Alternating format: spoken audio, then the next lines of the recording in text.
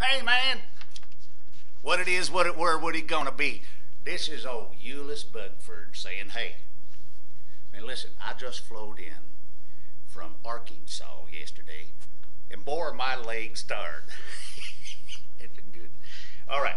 Now listen, Mr. Dirty asked me to come in here and ask you some real estate questions, as opposed to that fake stuff that's out there on the street. I'm sure you've heard of it.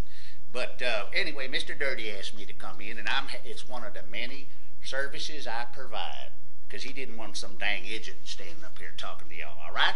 Yes, sir. Yes, sir. All right. Well, let's get right to the question. What do we got here? It's question number 5. Ann Carr planted a rose garden on the corner of Mrs. Baird's property. What's wrong with that already? Mrs. Baird was homebound and never left her house. Mrs. Baird never knowed that Ann Carr had planted a rose garden on her property. The statutory period had elapsed and Ann Carr claimed the rose garden. Would Ann Carr have a good chance of getting rights to an easement by prescription?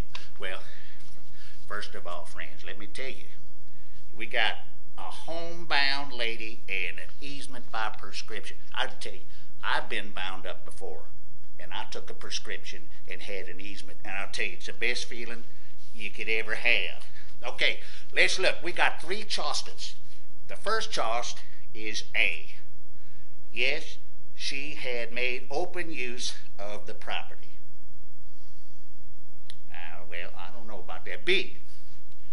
No, Mrs. Baird did not know of the rose garden.